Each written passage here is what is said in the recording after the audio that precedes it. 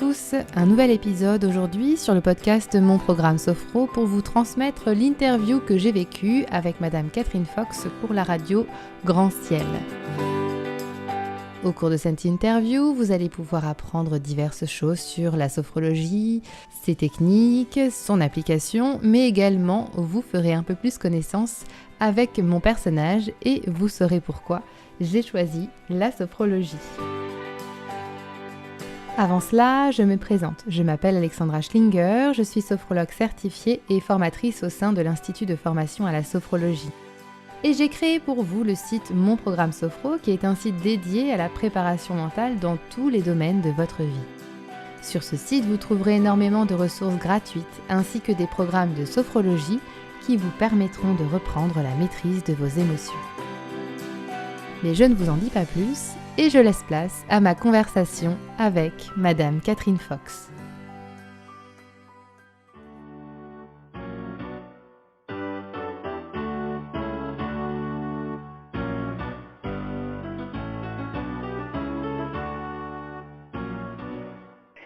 Chers amis auditeurs de Radio Grand Ciel, c'est aujourd'hui votre émission Histoire d'en savoir plus, présentée par Catherine Fox avec l'aide technique de Claude Casal et Paolo Davi. Nous recevons aujourd'hui quelqu'un qui est sophrologue à Paris, qui s'appelle Alexandra Schlinger. La sophrologie est maintenant répandue il y a bien 20 ans et beaucoup d'articles dans les journaux et magazines en parlent. Elle est présentée comme une alternative plus légère, plus rapide qu'une analyse de plusieurs années, avec des résultats concrets plus rapides. Quand on dit rapide, il ne s'agit pas d'une prise d'aspirine ou l'équivalent, car elle nécessite, comme vous allez l'apprendre, la participation active de la personne qui vient consulter la praticienne sophrologue. Bonjour Alexandra Schlinger. Bonjour à tous. Je vous remercie de m'accueillir aujourd'hui et de donner la voix à cette belle discipline qu'est la sophrologie. Eh bien, alors, vous parlez de sophrologie. Dites-nous un peu quelle est l'origine du mot.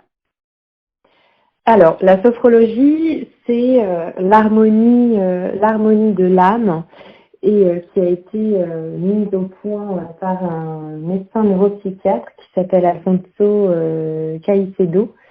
Dans les années 60 à la base pour un usage uniquement thérapeutique pour la prise en charge de la douleur à l'hôpital. Et donc c'est pour ça qu'il a souhaité appeler ça sophrologie pour pouvoir faire en sorte de réharmoniser l'âme et la thérapeutique et donc de mettre en place un outil simple et accessible à tous et surtout reproductible. Bien, donc nous comprenons que vous recueillez auprès du, je crois il s'appelle le sophronisé, même s'il ne l'est pas oui, encore, absolument. à la première séance, vous recueillez auprès de lui un nombre d'éléments de ce qui lui fait plaisir, vous disiez, pour, oui, exactement, ces ressources, oui. Pour avoir ça vous donne des outils de savoir comment lui présenter certaines choses. Donc, pouvez-vous nous donner un exemple concret?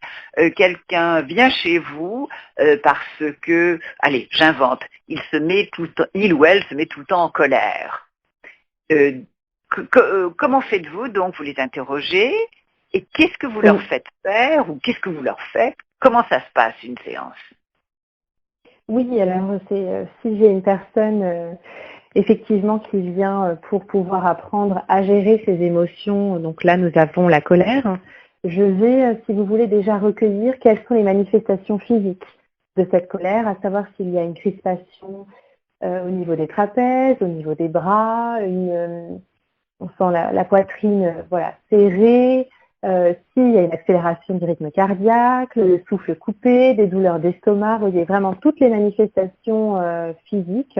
Ensuite, je vais m'intéresser à savoir s'il y a au niveau de ces émotions une autre tension émotionnelle. Par exemple, la colère peut déboucher sur le fait d'être très impulsif, très carré, assez sec avec son entourage ou avec l'entourage professionnel. à savoir, vous voyez, quelles sont les répercussions finalement dans chaque domaine de la vie de cette émotion-là. Et par exemple, au fur et à mesure donc de mon interrogatoire, enfin de mon anamnèse pour être exact, je vais lister l'ensemble des ressentis dans le quotidien personnel et professionnel, le quotidien intérieur aussi de la personne, de tout ce qui est négatif.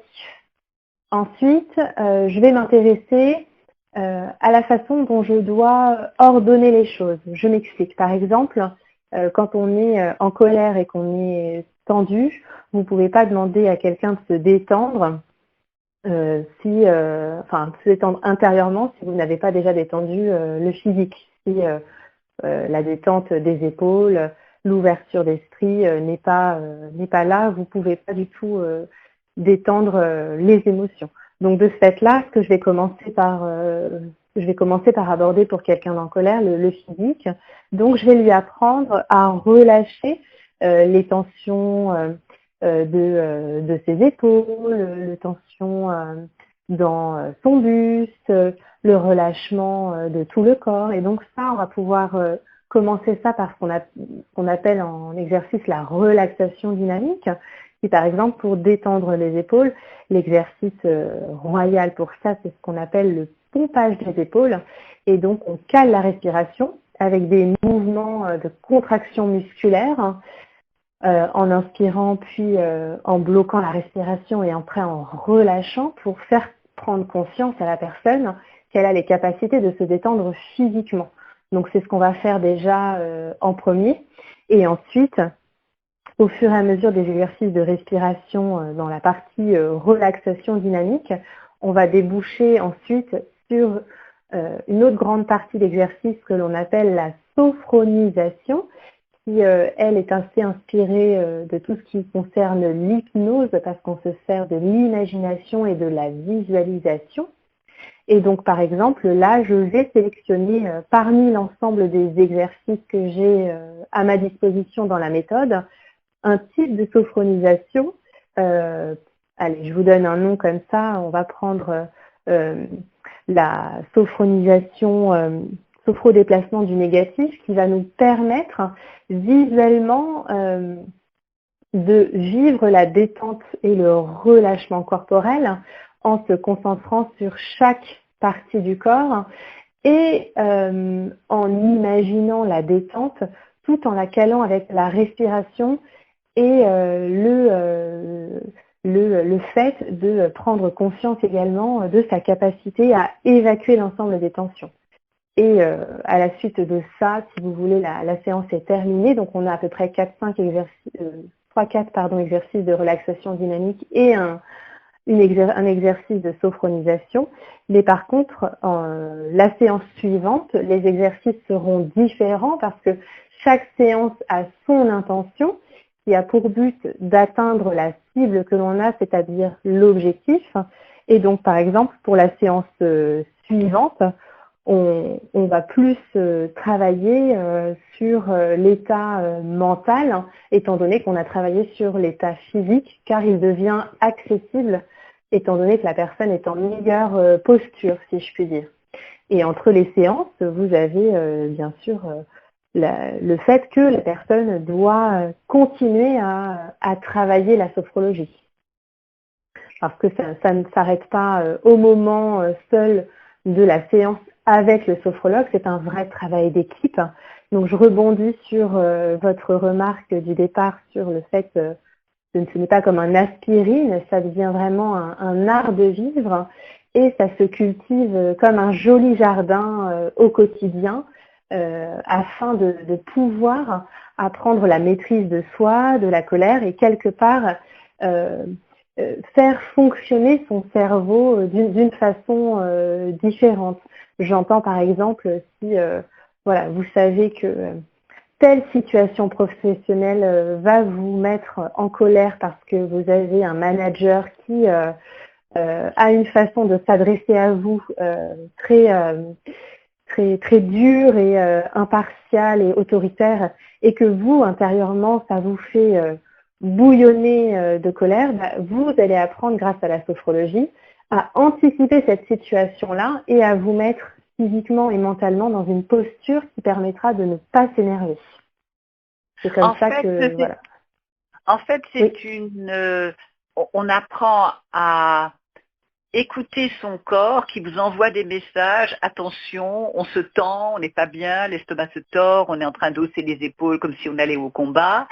Et on éduque son corps à se relâcher et à voir les choses autrement et à ressentir les choses autrement. Est-ce que c'est bien cela? C'est tout à fait cela, parce que vous apprenez à la personne à prendre conscience de ses ressentis physiques pour pouvoir après prendre conscience de son état émotionnel. C'est comme faire connaissance avec soi-même, si vous voulez. C'est vous reconnecter à vous, à votre façon de fonctionner, à la personne que vous êtes, et également à vous adapter à celle ou celui que vous êtes, et de ce fait à adapter votre posture pour pouvoir faire en sorte de ne pas vous mettre dans une situation qui sera vraiment négative, vous blessera, et de ce fait-là vous fera soit perdre vos moyens et parfois même perdre confiance en soi, parce que vous savez que vous êtes d'un tempérament très en colère, et que si votre manager vous met en colère, que vous ratez après votre présentation à l'oral, alors j'extrapole sur tous les motifs de consultation que j'ai, sur une présentation à l'oral qui du coup sera ratée, et de ce fait-là vous allez perdre confiance en vous et culpabiliser de ne pas garder la maîtrise. Vous, grâce à la sophrologie, vous apprenez à faire connaissance avec vous-même sur votre façon de fonctionner. C'est tout à fait ça. En fait, je dirais que c'est, pour employer une expression à la mode, c'est plutôt libérateur, parce que on n'est plus comme une marionnette qui est tirée par ses émotions. Absolument, absolument, parce que vous, alors il y a une expression aussi très à la mode, c'est de hacker son cerveau, et c'est vrai que vous faites connaissance avec votre fonctionnement. Et c'est très libérateur, parce que finalement, vous savez que vous fonctionnez comme ça. Quelque part, on reconnaît un défaut et le fait d'être en colère et de pouvoir monter très vite dans les tours. Donc, quelque part, on assume ce défaut-là, et c'est extrêmement libérateur, parce qu'en en prenant conscience, la moitié du travail est déjà faite finalement. Puisque en face de nous, quand en tant que sophrologue, on a quelqu'un qui déjà a reconnu qu'elle avait ce souci-là, et que c'était un obstacle ou même une entrave au fait de pouvoir monter dans une hiérarchie ou de pouvoir diriger correctement une équipe, eh bien vous avez de toute façon quelqu'un en face de vous qui est libéré des préjugés et qui met tout en place pour faire en sorte de se libérer quelque part, de libérer ses chaînes pour pouvoir avancer dans la vie. Donc oui, c'est libérateur. Est-ce que vous pouvez nous raconter alors là j'avais pris la colère, mais vous avez parlé également de la confiance en soi.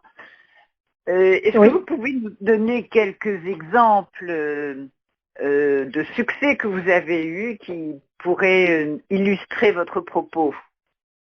Oui, alors c'est vrai que j'ai une formation à la base de professionnel de santé, donc c'est un domaine de prédilection pour moi, que je connais bien. Et les succès que j'ai eus, c'est tout ce qui concerne les phobies de soins médicaux, que ce soit des soins chirurgicaux ou même des suivis de pathologies lourdes, comme des pathologies chroniques ou des pathologies comme le cancer, etc. Il y a beaucoup de succès dans ce domaine-là, parce que, par exemple, quand vous êtes sur la phobie des soins médicaux, c'est des protocoles qui sont toujours assez longs, parce que vous adaptez votre pratique vraiment au rythme de la maîtrise de la phobie de la personne en face de vous, qui fait que vous avez un discours souvent très médical dans ces moments-là, mais qui permet cependant à la personne voilà, qui permet de maîtriser sa peur et son appréhension. Donc moi, j'ai eu beaucoup de succès dans tout ce qui concerne l'anticipation de chirurgie, donc chirurgie prévue bien entendu, que ce soit des chirurgies dentaires ou même des chirurgies articulaires. J'ai eu aussi beaucoup de demandes également pour les accompagnements de suivi de cancer. Donc chez les femmes, le plus répandu, c'est le cancer du sein. Et donc ce que vous faites en sophrologie, c'est que vous calez vos protocoles en fonction des chimiothérapies, des radiothérapies, des interventions également. Et c'est des protocoles très humains où voilà, vous devenez vraiment l'aide à l'adhésion thérapeutique de la personne face à son médecin. Et donc, vous êtes un petit peu le bras droit du personnel médical dans ces moments-là. Ce sont toujours des suivis très empreints d'humanité et de compréhension. Et c'est très doux, généralement. C'est très, très doux. Ensuite, vous avez tout ce qui concerne les accompagnements pour les troubles du sommeil. J'ai eu dernièrement encore une jeune fille qui, à la suite de stress dans ses concours pour entrer en école de droit, qui avait déréglé son horloge interne et donc avait perdu complètement le rythme de sommeil entre guillemets normal des humains, et donc ce qui fait qu'elle se réveillait quotidiennement fatiguée. Elle ne pouvait même plus envisager un avenir serein parce que elle s'endormait dans le bus, elle s'endormait dans le métro, enfin tout le temps. C'était vraiment pour elle source à la fois de frustration parce que dans ses études, elle n'avait plus les résultats escomptés, et puis source de frustration aussi personnelle parce qu'au niveau de son réseau d'amis, elle ne pouvait même plus envisager aucune sortie puisque elle était rendue le mois dernier, avant qu'elle m'ait consultée, à se coucher à 19h30, 20h, après juste avoir grignoté, en espérant pouvoir dormir, et parfois en passant des nuits très compliquées. Donc du coup, avec elle, ça a été un grand succès. On a eu un protocole assez long également parce qu'elle avait beaucoup de préjugés sur le sommeil qu'il a fallu évacuer. Préjugés, j'entends, quand vous vous convainquez que vous ne pouvez plus dormir, bah, quelque part le sommeil est rendu plus difficile. Donc on a travaillé aussi beaucoup là-dessus. Donc c'est vrai que le sommeil est un grand motif de consultation. Donc là, on avait voilà. Nous résumons un petit peu pour dire donc que vous pouvez aider les personnes qui ont des problèmes de sommeil, de stress, des phobies, on ne parlera pas des araignées, la colère, différentes pathologies, grossesse, confiance en soi, donc le panel est très large. Mais vous-même, Alexandra Schlinger, comment est-ce que vous avez découvert ce métier? Alors ce métier, j'ai découvert il y a bien longtemps maintenant. Quand j'étais étudiante en première année de médecine, l'aventure était pour moi importante parce que j'avais pour objectif de devenir médecin de campagne, et malheureusement, au fur et à mesure des heures de travail, de perte de sommeil, vous voyez, je suis très solidaire de l'ensemble des personnes que je vois parce que je suis passée à peu près par tous les maux. J'ai malheureusement fait un burn-out qui du coup a arrêté brutalement cette aventure de médecine, et j'ai fait la connaissance d'une sophrologue qui habitait tout à côté de chez mes parents et moi, et qui était une connaissance de ma maman. Donc ma mère ne connaissait pas la sophrologie et était désespérée de l'état de sa fille, et donc elle a cherché par tous les moyens à me sortir de ce mauvais pas. Et donc j'ai fait connaissance avec cette femme qui m'a transmis cette méthode et qui m'a transmis des outils que j'utilise encore aujourd'hui, qui m'ont toujours permis de garder confiance en moi, et surtout de ne jamais me décourager. Donc cette femme m'a fait sortir de ce mauvais pas et m'a remise en route. Elle a remis le cavalier sur le cheval pour rester dans l'exemple de l'équitation. et ce qui m'a permis de faire connaissance avec cette discipline-là. Et c'est resté dans un coin de ma tête après que j'ai passé d'autres concours pour devenir paramédicale. Après être sortie de mon école, être diplômée, c'était quand même pour moi important et j'ai décidé de rentrer dans une école et de me dire non, il faut absolument que je rende cet outil aux autres parce qu'il m'a tant donné que je ne peux pas le garder pour moi, c'est pas possible. Donc je me suis investie dans une nouvelle école et c'est comme ça que cette merveilleuse aventure a commencé. Les études durent combien de temps pour devenir sophrologue ? Alors c'est tout à fait ajustable au rythme de vie. Moi c'est vrai que je travaillais, donc j'ai fait ça en 1 an, mais vous avez possibilité, si vous faites ça quotidiennement, de faire ça en 6 mois ou alors en 1 an ou en 2 ans, parce que c'est un investissement de temps important. Donc moi j'ai fait l'Institut de formation à la sophrologie qui se situe dans le 10e à Paris, qui est une école qui a été fondée par Catherine Aliotta, qui a également d'ailleurs créé la Chambre syndicale de sophrologie. Et donc les études se sont organisées en grands séminaires, donc pour moi c'était des grands séminaires de week-end. Et j'avais par contre cependant beaucoup de travail personnel à fournir entre mes cours. Donc ça a pris 1 an d'acquisition du savoir, du savoir-faire et du savoir-être du sophrologue.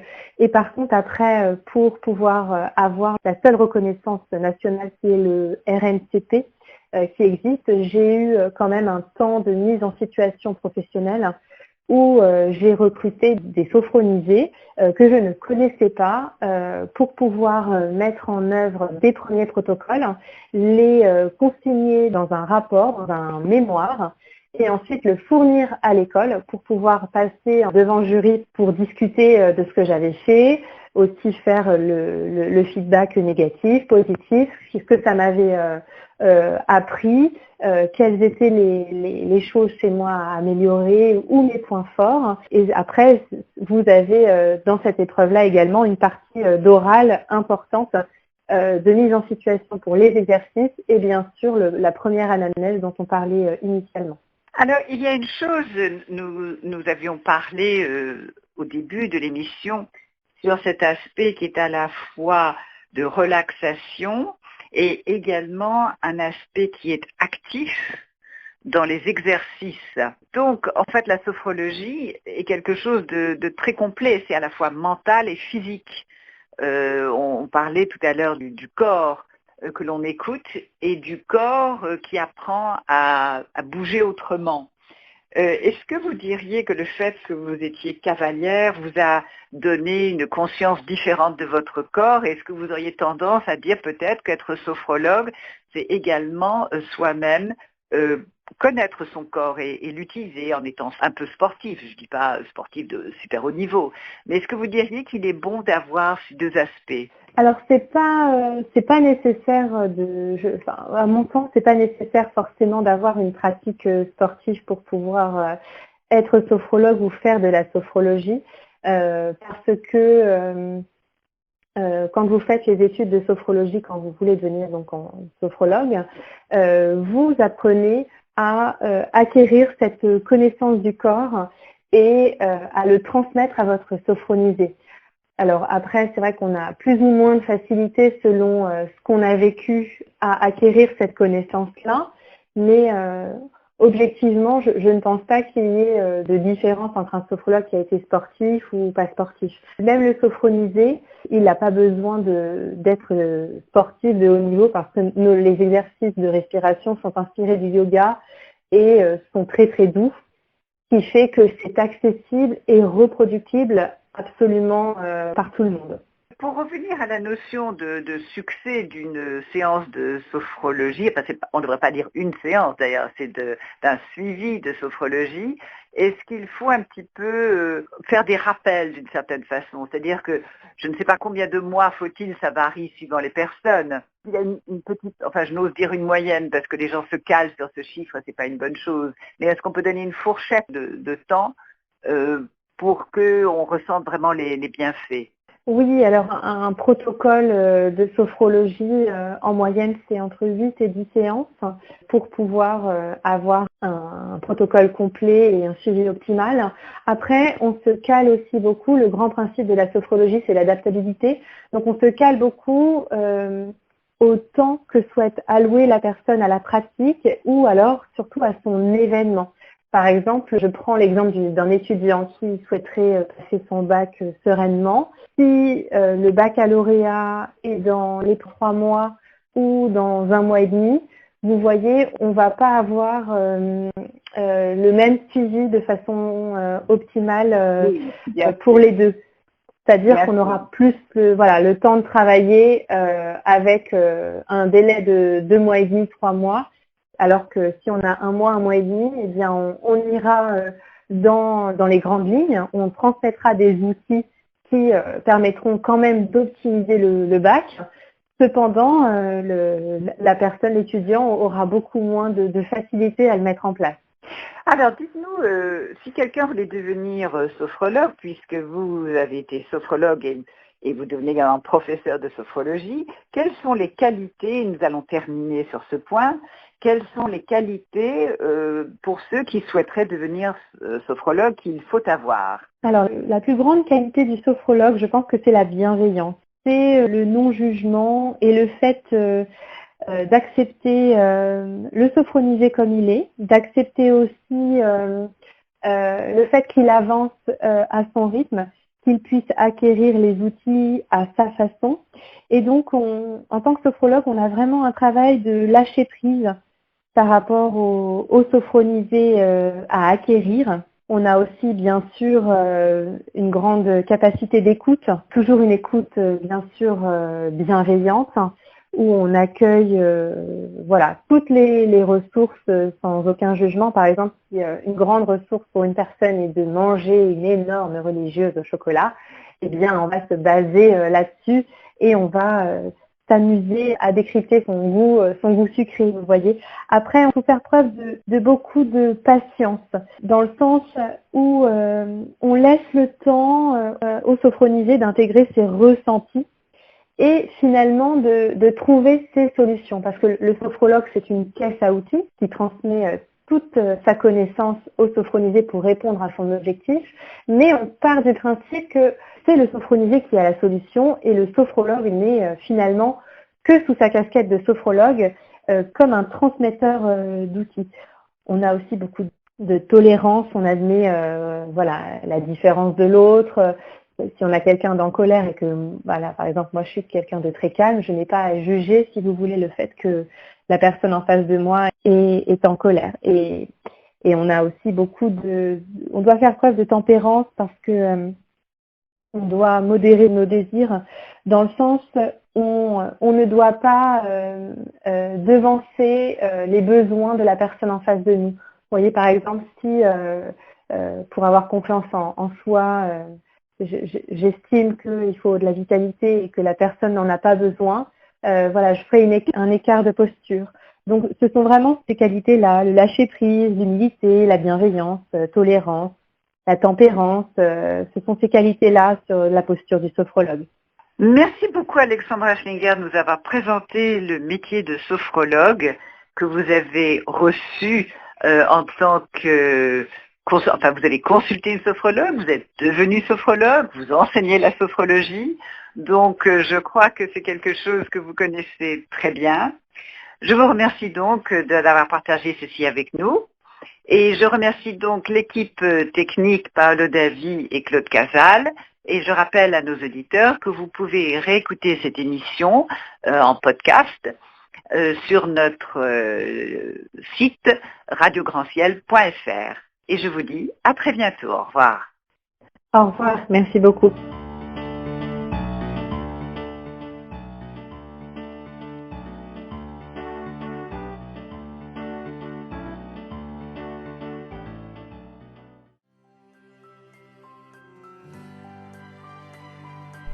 J'espère que cette interview vous a plu. En attendant de vous rencontrer à travers ma prochaine publication du premier programme de sophrologie sur le sommeil, je vous souhaite de passer une excellente journée n'oubliez pas de prendre soin de vous et de vous consacrer du temps. C'était Alexandra Schlinger, votre sophrologue pour mon programme Sophro.